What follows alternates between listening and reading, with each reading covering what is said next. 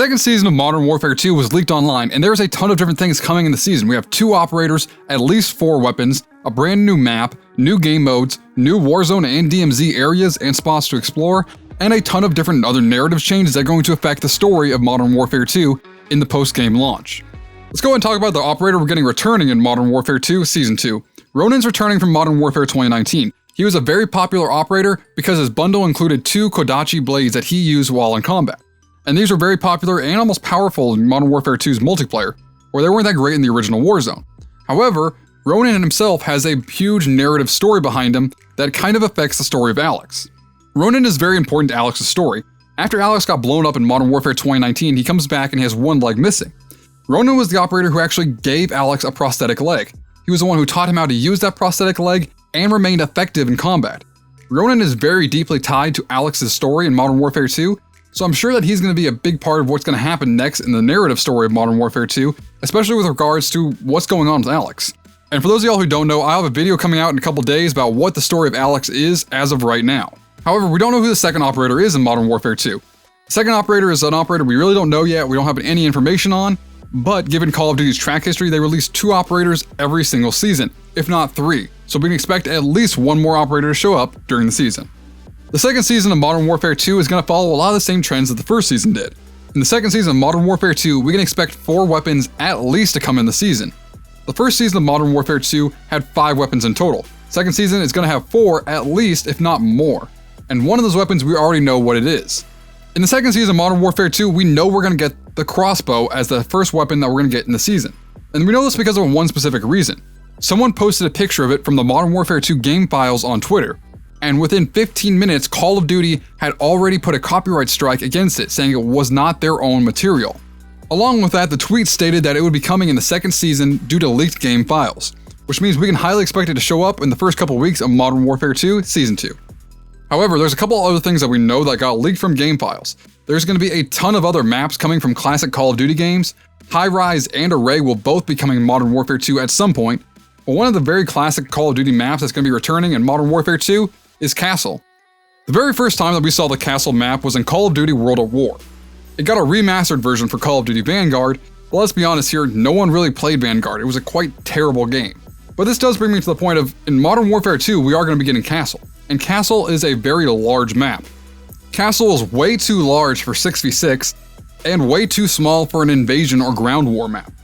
It works perfectly well as a 10v10 map, which means that Call of Duty is probably going to reintroduce 10v10 game modes in Modern Warfare 2. If they're remastering Castle and trying to keep it the correct size, it's going to be way too big for 6v6. And the 10v10 game mode is something that we've been expecting from Modern Warfare 2 for a while now. 10v10 has been in all the previous Call of Duty titles for the last couple of years, and it's finally going to be introduced in Modern Warfare 2 Season 2. It would make a lot of sense for it to be introduced now, and frankly, I'm quite excited for it to be a 10v10 map in Modern Warfare 2. I feel like it would be a lot better for gameplay and a lot better for teamwork with a larger game style. We're going to be getting a brand new battle pass in the second season of Modern Warfare 2, but on top of that, there's going to be a lot of changes coming to Warzone 2 and DMZ. DMZ has quickly become one of the more popular game modes this year for Call of Duty's title. Originally, DMZ was not what anyone expected it to be. Call of Duty sold us as this kind of hardcore, Escape from Tarkov style game mode made by Call of Duty, with a lot more escape aspects and a lot more realism. However, when everyone first played it, they were playing it like a Warzone game. They were playing it like a battle royale. They're trying to go for kills, they're trying to go for contracts, and that's not really what DMZ is about. DMZ is about accomplishing certain missions and tasks, trying to exfil with certain goals, and finish out certain missions. And with the second season of Modern Warfare 2 coming out, we can expect Call of Duty to release a ton of new missions revolving around DMZ.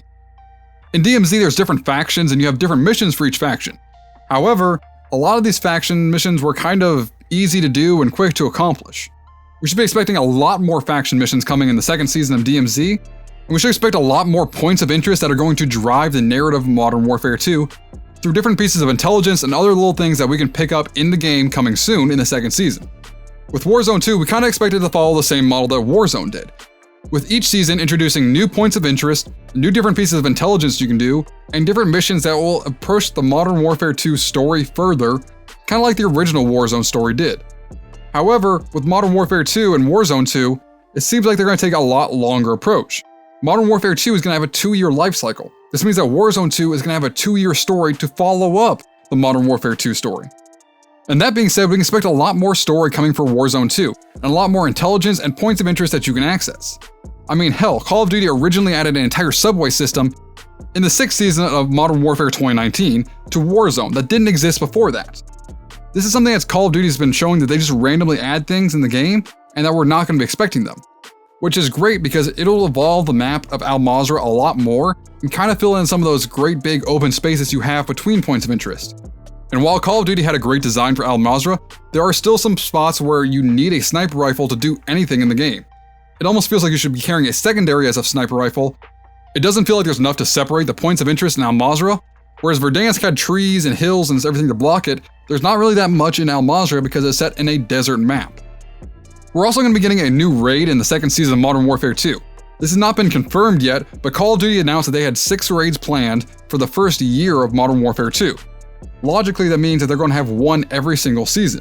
This is going to push the story of Modern Warfare 2 further in the post-launch, especially regarding Makarov and Alex.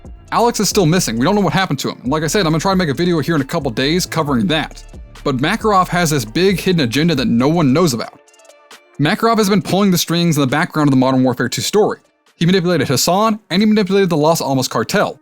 And Makarov had a bunch of different contingency plans in the works just in case Hassan failed. And we saw one of those at the end of Modern Warfare 2, but if you want to know what Makarov's up to and his complete plan as we know it right now, I'll include a link to a video I made about that right here. And until next time, I am Icebergs, your Call of Duty informant. Stay frosty.